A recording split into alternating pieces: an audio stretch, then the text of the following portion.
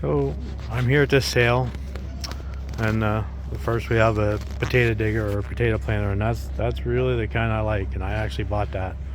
And we come along and we got a potato plow, which $300. I think I sell them for around 200, 225 usually. There's a couple I get $300 for, but they're a lot fancier than that. We got a motor. We got a cart. I don't think I was next to last bidder, close to next to last bidder.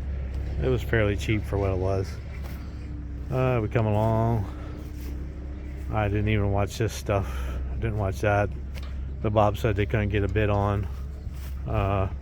Here's the Nauvoo spreader I showed earlier. Up here we got a slip plow, I think is what they call it. And unfortunately I missed that. I was really interested in that, but I missed it. And I kind of missed that too. I probably would have bought that. I think it was at $100, and that should have brought another 100, I think. And underneath there, that's a ground leveler. There's spikes underneath there, I think, and it helps just level your dirt clods and stuff. And there we have a weeder. And then we come along and we go down the back row. But there we got a grain drill. And this farm actually had a quarry on it for a while, and they just reclaimed it like 3 or 4 or 5 years ago. So he actually took a pretty good hit when the quarry moved out, because they basically paid him rent, how I understand it. He's been a fantastic customer of mine. In fact, I'll point out a lot of stuff I worked on or he bought from me. But there's a kind of a unique piece. It's an old stock chopper. 30 years ago we bought quite a few of that stuff and sold it, but now it's not worth the trucking. That's one of my buys for the day. John Deere converted corn planter into plateless, so I was pretty happy at that. I won't say I didn't pay for it, but I got it cheap enough that I'm pretty happy. We got a sprayer like I showed earlier, and we have an I&J cultivator, a single, and this is one of the things that really annoy me.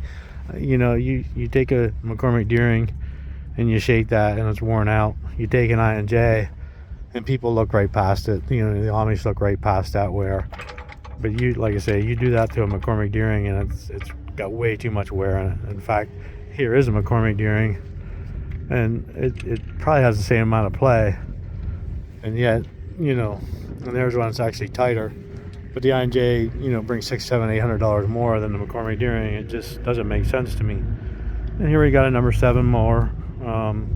I think it was around $500. I'm not sure. And here we have a number 9 mower. I want to say $1,600, $1,700. It's not perfect. It definitely has some issues. But there, if you look at the red tongue, that's one of the laminated tongues that I'm having made for me. The sawmill who's making them for me is actually peddling one of his own now, so there's I think at least 2 pieces here with those tongues on it, maybe 3. So he's got a little side business with my idea, and I don't have a problem with that. It's free country.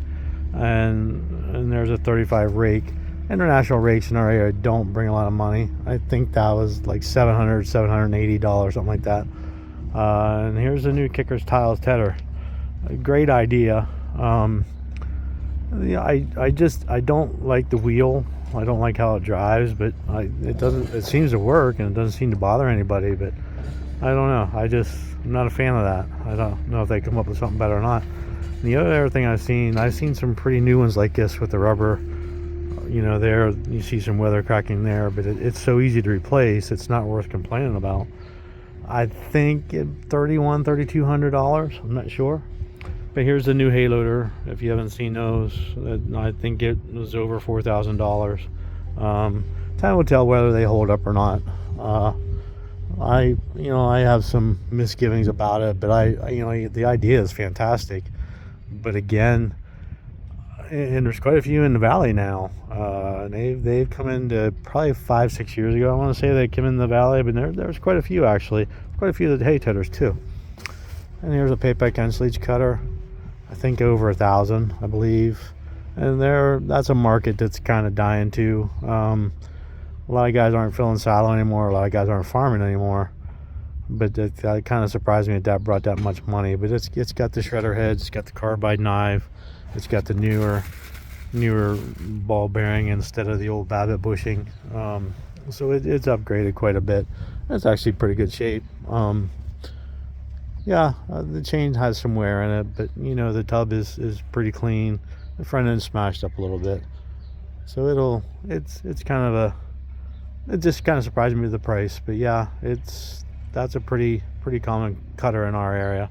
But there's the whole line, and you know, this is still my favorite part of Mifflin County. Unfortunately, the clouds have been there all day long. I think it's now somewhere around 2 o'clock, and they just never left today.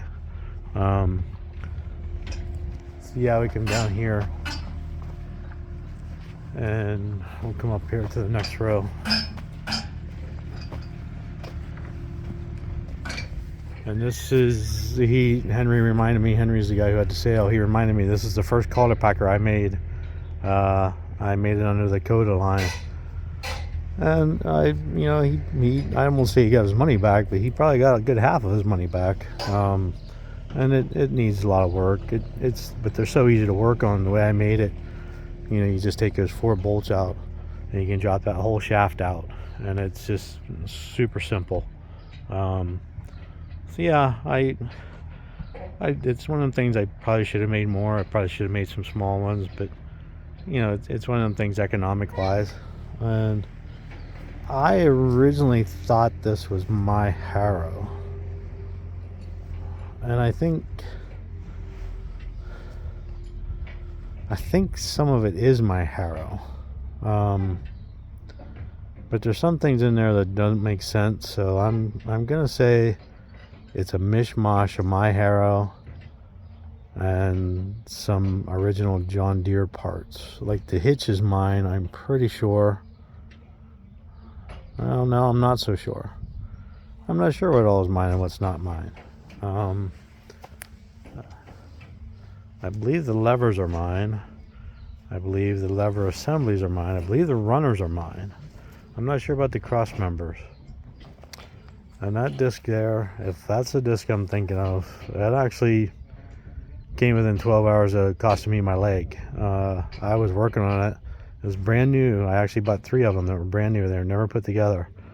And I was putting it together and it fell off a jack and come back and brushed my leg.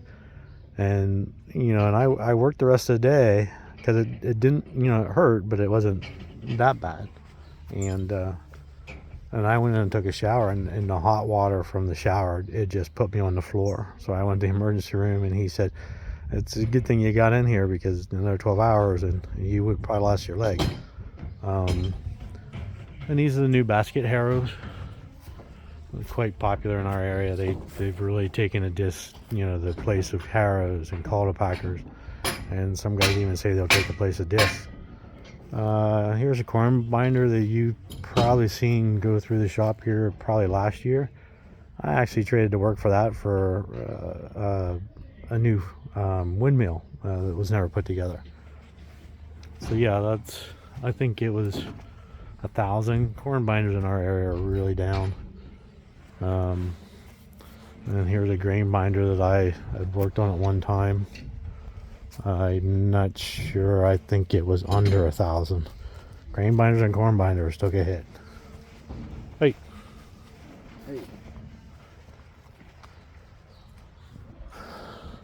So yeah, I would have put the platform on and rebuild his truck and so forth. And that is a master equipment spreader. And again, here's this spreader. So yeah, he had a pretty good sale. They're selling horses right now, which means I'm about ready to pay my bill and go home. So thanks for watching.